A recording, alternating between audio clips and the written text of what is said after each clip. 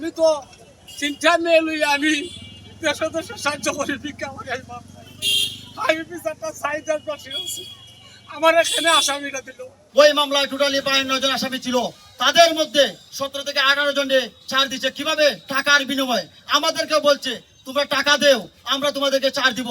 যারা আমাদের উপরে মিথ্যাভাবে বিভিন্নভাবে হয়রানি করেছে, শ্রম গিয়েছে, টাকা গিয়েছে, আজকে তাদেরকে যাতে আইনে আওতা হয়। মিথ্যা মামলা দায়ের হচ্ছে একটা মানবতা বিরোধী অপরাধ। আমাদের বিরুদ্ধে মিথ্যা মামলা দায়ের করা হয়েছিল। আমরা দীর্ঘ 7 বছর আইনি লড়াইয়ের পরে আজকে মুক্তি পেয়েছি। আমরা যথাযথ কর্তৃপক্ষের কাছে আমরা ক্ষতিগ্রস্ত পক্ষ ক্ষতিপূরণ দাবি করছি এবং মামলার যে নির্দেশদাতা ছিলেন মোয়াজ্জেম হোসেন রতন তৎকালীন এমপি এবং ওসি আবুল হাসান খান, সাইফুল্লাহ আখন্দ এসআই ছিল এবং মামলার বাদী তরিকুল ইসলাম ছিল। আমরা তাদের বিরুদ্ধে প্রয়োজনীয় ব্যবস্থা গ্রহণের জন্য যথাযথ কর্তৃপক্ষের নিকট আকুল আবেদন জানাচ্ছি এবং আমরা ওনাদের বিরুদ্ধে মামলা করার প্রস্তুতি গ্রহণ করতেছি। ধূসর সরকারের পেটুয়াবানি পুলিশ দুলাল ভাইয়ের নেতৃত্বে আমাদের উপর অতিরিক্ত হামলা করে আমাকে পঙ্গ করে দিয়েছে, ঠক করেছি।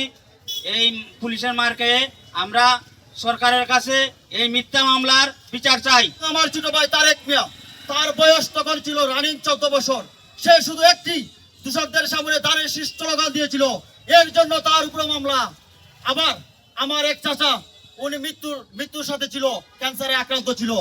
উনি মামলা হওয়ার 2 থেকে 2.5 মাস পরে মারা গিয়েছে, উনাকেও ছাড় দেয় নাই। ওই মামলায় টোটালি 52 জন আসামি ছিল, তাদের মধ্যে 17 থেকে 18 জনকে ছাড় দিচ্ছে। কিভাবে? টাকার বিনিময়ে। আমাদেরকে বলছে তোমরা টাকা দেও, আমরা তোমাদেরকে ছাড় দিব। আজকে আমরা দীর্ঘ 60 বছর পর অ্যাডভোকেট শাহিন ভাইয়ের আইনের সহযোগিতায় আমরা বেকসুর খালাস পেয়েছি। যারা আমাদের উপরে মিথ্যাভাবে বিভিন্নভাবে হয়রানি করেছে, শ্রম গিয়েছে, টাকা গিয়েছে, আজকে তাদেরকে যাতে আইনে আওতা হয়। ছাত্র বৈষম্য আন্দোলনে জামালগঞ্জে স্পষ্ট লাঠি সুটা নিয়ে সে মিছিল করেছে, এখনো তাকে আইনে আওতা আনা হয় নাই। এখনো কি স্বজনপ্রীতি চলছে, তার জবাব প্রশাসন দিতেই হবে। ভাই আমার এখানে আসামিটা দিলে আমি তো এই এলাকাতে আসলাম না, দল খরচ বিএনপি দানো ভোট দেশ কোন আসামি হইতে না খেলা হইতে। কিন্তু আমার সাক্ষী থানা তো দিয়েছে বর্তমান, আগে 18 সালে যে দুলাল মিয়া আছেন চেয়ারম্যান, এই চেয়ারম্যান আমার বিপক্ষে সাক্ষী দিচ্ছে। তার যদি একটা হাত নষ্ট হয়ে থাকে, তার বাবারটা 6 জন এই শিখতে বাড়িটা মারছে, বুঝলি?